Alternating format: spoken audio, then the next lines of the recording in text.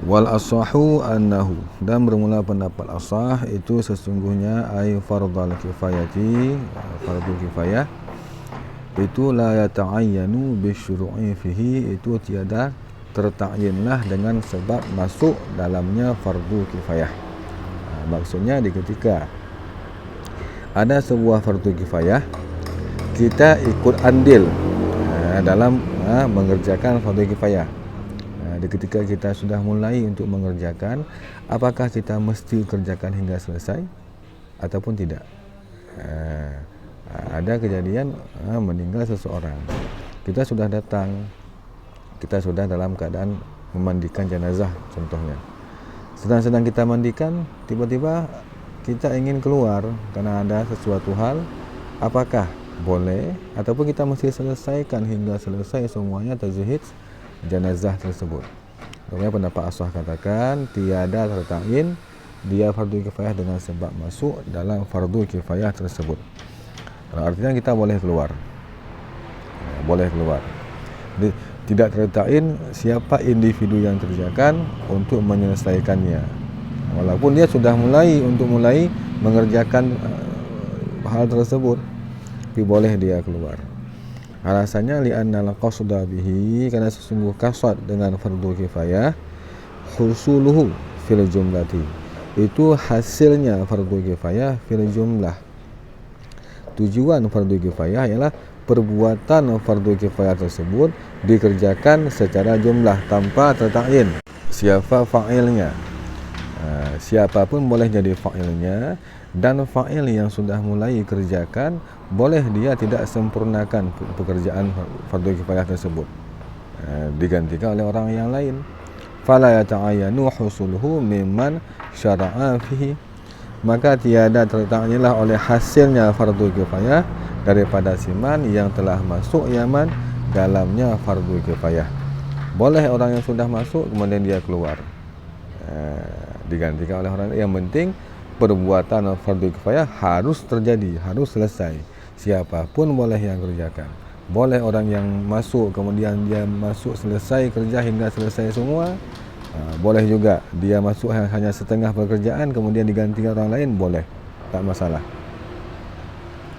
Illa kecuali fardu kifayah yang mesti diselesaikan di ketika kita telah masuk mengerjakannya ialah jihadan, berperang, wa salatan, solat jenazah, diri solat jenazah, bukan yang lain.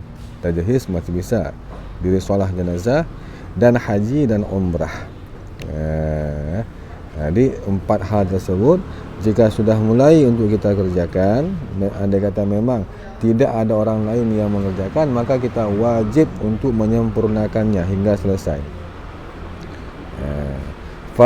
Fatata'ayyanu bisyuru'i fiha, maka tertakyinlah dianya madhkurah, jihad, solat jenazah, haji, umrah dengan sebab masuk padanya madhkurah.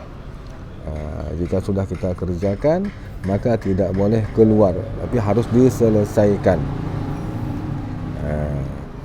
Kenapa? Alasannya li syiddati syibhiha, dikarenakan bersangatan serupanya 4 perkara tadi, jihad, solat jenazah, haji, umrah, dengan fardu aini bil aini. Itu alasan daripada pendapat asah. Alasan yang kedua, walima fi adami ta'yini fil awwali, dan alasan yang kedua karena pada ketiadaan tertakyin pada yang pertama, jihad. Andai kata orang sudah mulai masuk dalam medan perang, berperang kan fardu kifayah, tapi di ketika dia sudah masuk dalam kancah peperangan, tiba-tiba dia keluar, andai kata kita bilang tidak tertakyin, dia keluar pasti akan berbahaya. Apa bahayanya? Surah 5, dan karena pada tiada tertakyin pada surah yang pertama, surah jihad, daripada memecahkan hati para tentara. Andai kata satu orang saja keluar daripada saf peperangan, maka akan jatuhlah semangat tentara-tentara yang lain. Maka siapapun yang telah masuk dalam medan peperangan, maka dia haram keluar. Karena andai kata dia keluar, walaupun masih ada yang lain yang kerjakan, dia keluar, maka hati daripada tentera lain akan kecut, akan goyang, sehingga akan melemahkan kekuatan pasukan muslimin. Wa fi tsani min hitsqi hirmatil mayyiti, dan karena di atas ke atas, karena pada tiada tertain pada surah yang kedua, surah solah jenazah, itu daripada meruntuhkan kehormatan mayit.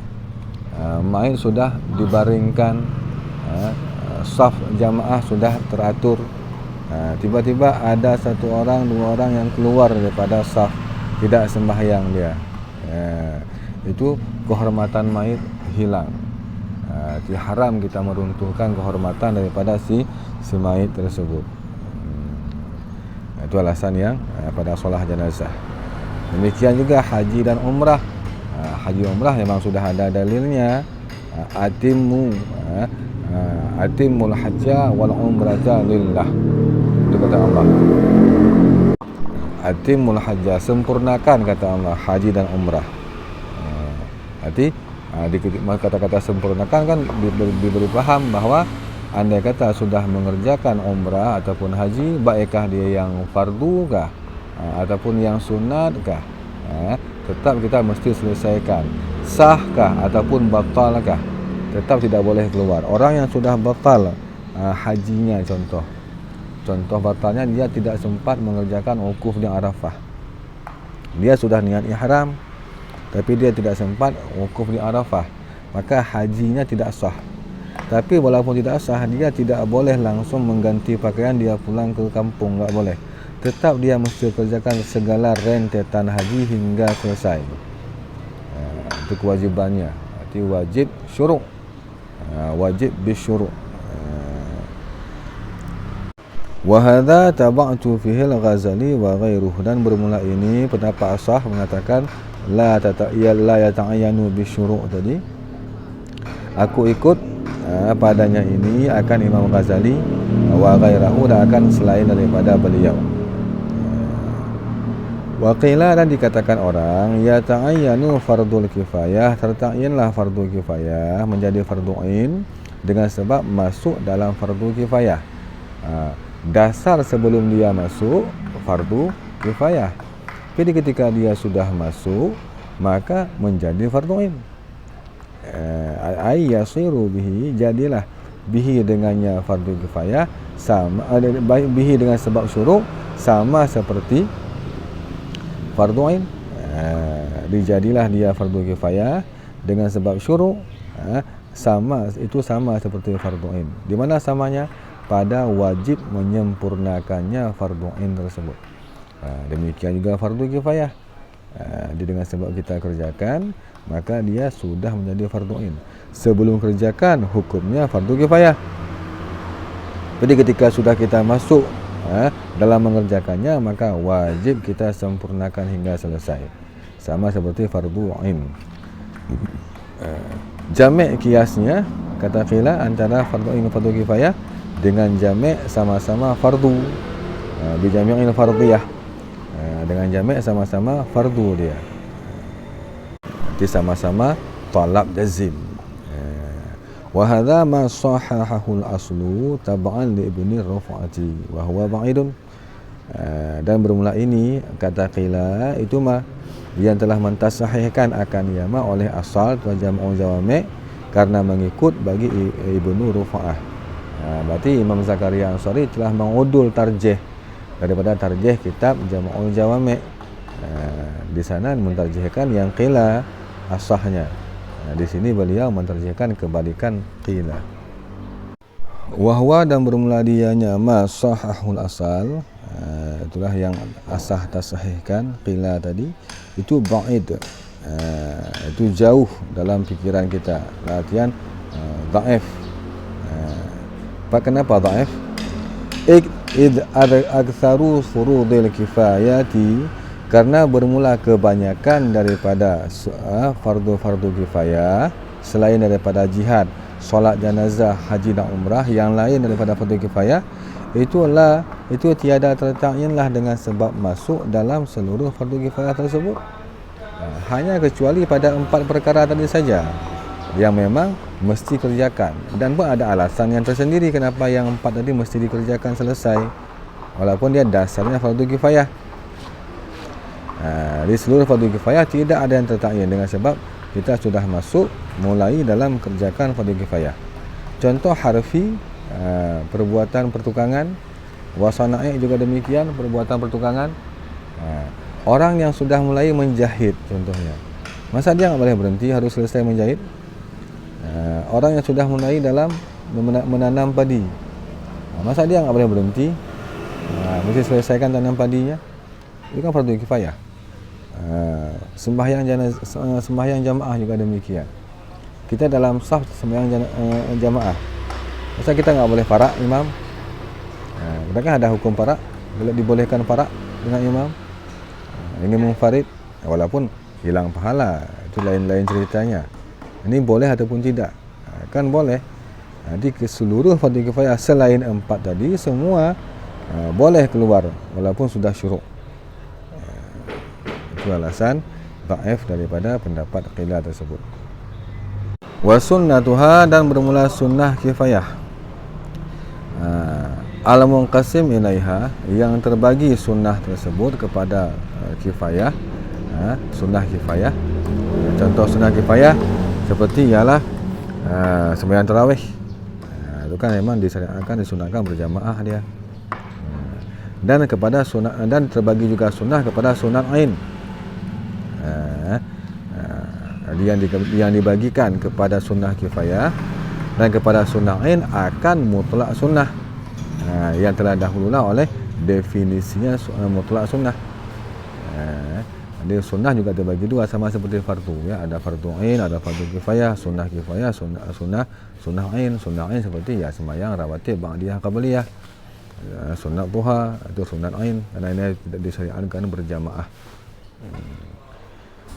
Dan bermula sunnah kifayah, sunnah aladi yang dibagikan kepada kifayah dan kepada sunnah ain akan mutlak sunnah.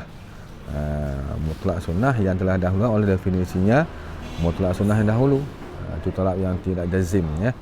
Itu sama seperti fardunya kifayah, fima mara, pada barang-barang yang telah dahulu dia nyama. Jadi sama segala rentetan yang ada pada fardu kifayah ya juga ada pada fardu ain. Khilafiyah juga ada. Cuman beda saja sedikit, bi'ibdali jazman bi'ibdiha, dengan menggantikan jazam dengan lawan jazam. Fardu kan jazam dia talab jazim, sunnah kan talab yang ghairu jazim, maksud bi'ibdiha itulah ghairu jazim. Itu sunnah kifayah ialah talabnya ghairu jazim. Sama seperti sunnah biasa, sunnah aini talab yang tidak jazim. Fayasduqu dzalika, maka terbenarlah demikian pentasbihan tadi. Nanti sunnah sama seperti sunnah kifayah, sama seperti fardu kifayah, tasbih.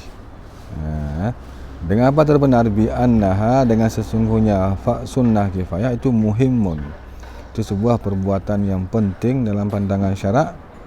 Yuqsadu, yang dikasatkan akannya muhimmun tersebut bila jazmin. Itu bedanya saja. Kalau yang fardu kifayah jazman, yuqsadu jazman. Ini yuqsadu bila jazman, dikasatkan si muhimmun dengan tanpa jazam. Apa dikasatkan? Akan menghasilkannya si muhimmun daripada tiada meninjau dengan zat bagi si fa'ilnya, si pekerjanya, si muhimmun. Itu sama. Jadi definisi fardu kifayah dengan sunnah kifayah sama, cuman digantikan saja jazman dengan tanpa jazam. Itu talabnya talab yang tidak jazim, tidak berdosa jika tidak dikerjakan. Contoh daripada sunnah kifayah, kaibtida'is salam, seperti memulai ucapan salam. Jadi ketika sampai dalam sebuah majlis contohnya, kita disunatkan untuk mengucapkan salam. Iaitu ibtidak salam tersebut sunnah kifayah. Dan mengucapkan bismillah untuk makan daripada jihad jamaah. Kita pimpinlah pengucapan bismillah di saat sama-sama makan. Itu sunnah kifayah. Wa bi annaha, maka terbenar lagi, terbenarlah demikian pentasbihan lagi, kadang-kadang sama antara sunnah dengan fardu kifayah. Dan maka terbenarlah demikian tasbih tadi, dengan sesungguhnya sunnah kifayah itu di bawah sunnah ain dari segi pahalanya. Wa bi annaha, dan dengan sesungguhnya sunnah kifayah itu matlubah, itu yang dituntutkan daripada tiap-tiap mukallaf. Semua mukallaf dituntutkan untuk mengerjakan daripada sunnah kifayah. Tapi tiada tertain siapa si fa'il, siapapun yang kerjakan ya boleh, maka terlepaslah beban sunnah talab bila jazim sunnah kifayahnya, bukan talab jazimnya, karena bukan fardu ya. Wa bi annaha, dan dengan sesungguhnya sunnah kifayah juga terbenar juga itu tiada tertainlah dia sunnah kifayah dengan sebab syuru' dalam sunnah kifayah, sama seperti fardu. Yang fardu saja ketika sudah kita masuk, enggak mesti kita selesaikan hingga selesai, boleh dipotong. Ya sunnah yang lebih aula boleh, yang jazamnya saja boleh, apalagi yang tidak jazim.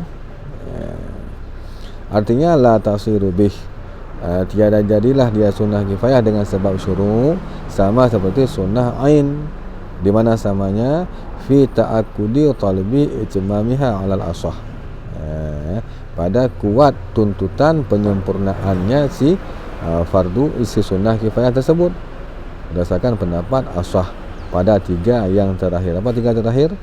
Tiga terakhir tiada tertain syuru', bahwa dia matlubah mingkul, bahwa dia ialah di bawah sunnah ain dari segi pahalanya. Itu kan ashah semua. Di belakang tentang fardu kifayah juga khilafiyah pada tiga perkara tersebut. Di tiga perkara yang khilafiyah pada fardu kifayah, juga terjadi khilafiyah juga pada sunnah kifayah. Di sama semua. Jadi tidak ada perbedaan antara sunnah kifayah dengan fardu kifayah dari segi rinciannya. Hanya beda pada talabnya saja.